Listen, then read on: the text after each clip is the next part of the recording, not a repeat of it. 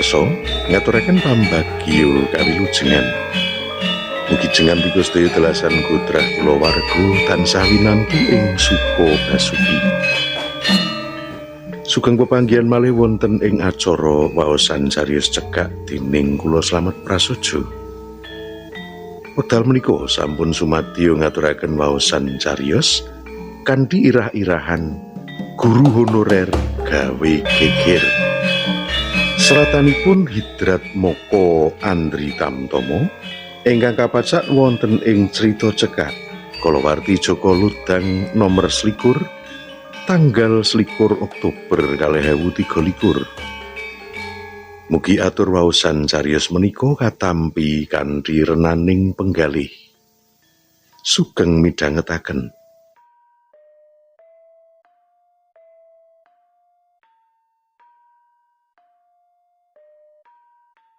Tanggal 20 November 2015, warga SMP Randu Alas nindakake upacara pengetan Dina Guru. Dina kuwi kang tinanggenah dadi pembina yaiku kepala sekolah. Nanging dienteni tekan jam 7 panjenengane durung rawuh. Guru liyane ora kersa ngenteni dadi pembina. Alasane werna-werna kang wose supaya ora ditunjuk dadi pembina. Wekasan padha nuding Rohadi, guru honorer ing SMP Randu Alas. Wiwitan tekan pungkasaning upacara pengetan Dina Guru kasembadan kanthi gangsar. Najan to sing dadi pembina guru honorer sing ditunjuk dadakan. Rampung upacara, para siswa mbacutake sinau ing omahe, dene bapak ibu guru didhawuhi nindakake upacara ing halaman kecamatan jam 09. Jam semono srengenge nedeng panas-panase. Mula akeh guru sing ora gelem mangkat. Wekasan sing dikongkon mangkat guru honorer yaiku Norma, Rohadi lan Bambang. Tekan ing parkiran Norma kandha yen bane gembos.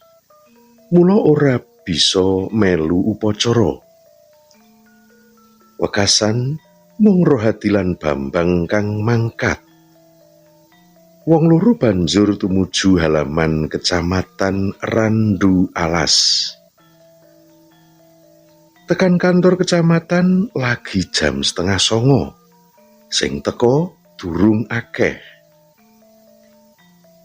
Pegawai kecamatan lagi noto piranti kanggo upacara. Dumadakan Bambang nampa bel. Sawise bel-belan rada suwe, dheweke banjur kandha marang Rohadi. Roh, sepurane aku ora bisa ngancani mergo ana tamu sing ngenteni. Ora apa-apa, baliyo aku dak dhewe, wangsulane Rohadi. Sakwise ditinggal Bambang, Rohadi nyawiji karo peserta liyane.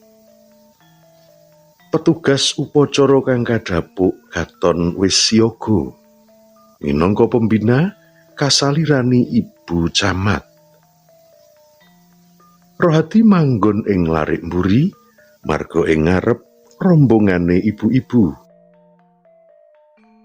Upacara kawiwitan dening panatacara. Siji mbaka siji acara wis kelakon nganti titiwancine pembina medharake pembinaan. Nalika iku peserta upacara barisane Rohadi padha gegojegan lan jorog-jorogan jalari Rohadi tiba. Bab kuwi ndadekake ora rena penggalihe Bu Camat wekasan nuding barisane Rohadi. Kabeh peserta dadi anteng nyawang rombongane Rohadi. Kahanan dadi ening, ora ana kang usek apa maneh wani kumecap. Bu Camat dawuh supaya sakwise upacara rampung, peserta kelompoke rohadi kudu ngadhep marang panjenengane. Rampung upacara, Bu Camat banjur tumuju kantore. Para peserta banjur padha bubar, klebu rombongan barisane rohadi.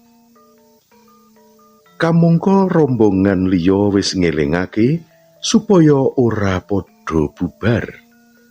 Wekasan mung kari rohadi kang keri. Dheweke kanthi legawa sowan ngadhep marang Bu Camat.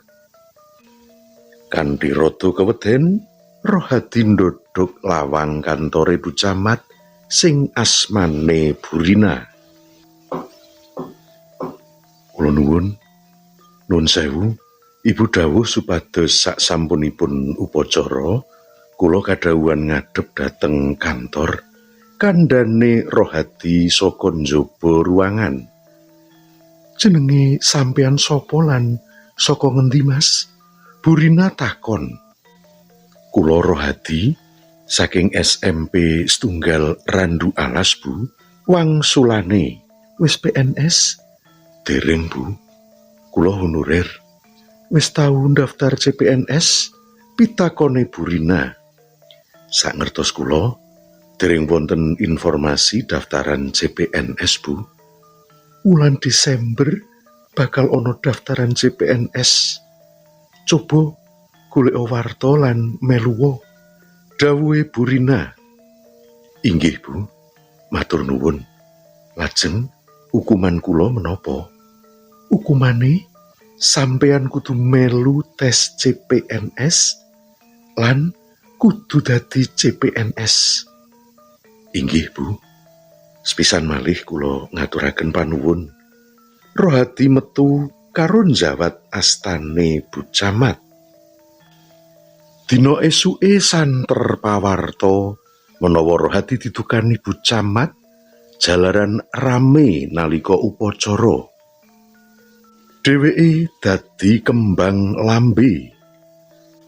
Tekan sekolahan, guru-guru padha ngenengake. Dheweke dianggep kaya penjahat sing mentas dicolake pakunjaran. Rohadi takon rono rene, nanging ora ana sing mangsuli. Wekasan dheweke takon kepala sekolah ing ruangane. Oh, iki to guru honorer sing wis nggawe isin sekolahan. Loh, kula damel lingsem kados pundi to, Pak? Tukang rame nganti Bu Camat duka. Aku dadi isin. Minangka hukuman, kowe ora perlu mulang neng kelas lan ngrewangi gaweane tukang kebon. Buranti sing ngganteni kowe dimen bocah-bocah ngerti tata krama lan ora ngisen-isenake wong liya. Pak, estunipun kula rohadi nyoba arep njlentrehake kedadean sing saknyatane. Wis ra perlu alasan. Bakune kowe kudu nindakake hukuman. Kepala sekolah duka. Dina-dina wis lumaku. Rohadi ora didhawuhi mulang, ananging ngrewangi gaweane tukang kebon. Wektu kuwi wis mlebu Desember.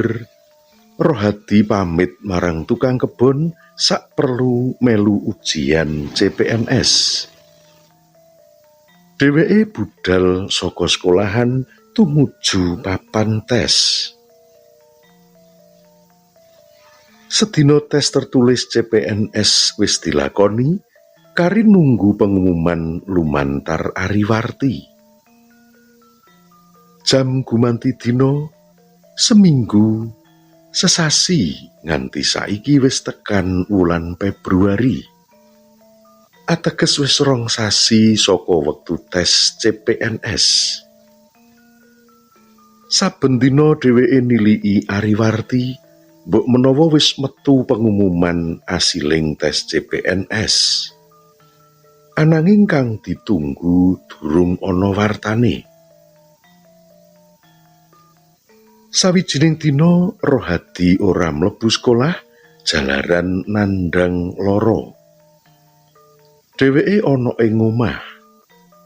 Dumadakan lawang omahe didodhog sawijining pawongan.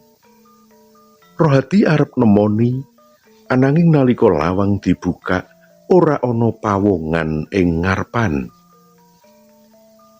Nalika arep mlebu panyawange kandhek marang sawijining kertas kang gumlethak ing teras. Sakwise dijupuk, kertas mau ana tulisan kang ukarane sesuk jam 7 ditunggu Bu Camat ing kecamatan. Ora ana tulisan liyane kang nuduhake sapa kang ngirim. Rohadi tuwuh pitakonan, apa bener iki saka pegawe kecamatan sing didhawuhi Bu Rina? Esuke sadurunge jam 7, Rohadi wis tekan kantor kecamatan. Durung akeh pegawe sing padha rawuh. Rohadi ditakoni dening pegawe kecamatan sing lagi rampung resik-resik. "Wonten menapa, Mas? Kok mruput?" "Badhe pinanggih Bu Camat, Pak." "Bu Camat tugas luar, Mas." "Menawi mekaten, kula nyuwun pamit." Kandhane Rohadi gelo ora ketemu Bu Rina. "Mas, nuwun sewu, napa jenengan Rohadi saking SMP setunggal Randualas?" "Inggih." Leres Rohadi mandeg banjur bali maneh nemoni pegawe mau. "Menika pikantuk kintunan saking Bu Camat. Monggo pun tampi." Rohadi banjur mbuka isine amplop kang isine Ariwarti. Panyawange langsung katujokake ing sawijining kaca kang tulisane diwerna ijo. Ing kono cetha ana jenenge Rohadi. Sakwise diwaca, jebul asil pengumuman tes CPNSD Kabupaten Alas Ombo. Kertas kang sijine kecer ana ing tegel. Rohadi banjur maca tulisan prin-prinan kang ukarane, "Selamat untuk Rohadi atas kelulusan tes CPNS. Semoga sukses selalu." Dheweke langsung sujud syukur. Dumadakan gegere dijawil. Ngerti lamun pawongan sing jawil Pak Kepala Sekolah kang kaampingan Bu Camat, Rohadi nuli ngadeg. Kekarone padha nyalami Rohadi lan ngaturake selamat. Ora ketinggalan Nurma lan Bambang nyalami lan ngaturake selamat marang Rohadi. Bambang kepara ngrangkul Rohadi kenceng karo kandha lirih. "Roh, kowe pancen guru top honorer sing kasil gawe geger."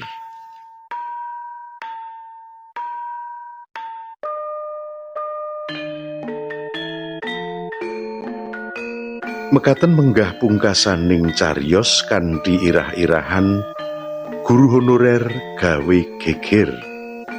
Seratanipun Hidrat Moko Andri Tamtomo ingkang kapethik saking cerita cekak kalawarti Joko Ludang nomor 21 tanggal 21 Oktober 2023. Mugi atur waosan cariyos menika saged dados panglipur sawetawis. Kula nyuwun gunging samudra pangaksama awit sedaya kekirangan dalah kalepatan anggen kula ngaturaken waosan cariyos menika. Ing wasana kula nyuwun pamit ngantos pinanggih malih wonten ing acara waosan cariyos sanesipun. Mugi rahayu ingkang tansah pinanggih. Nuwun, matur nuwun.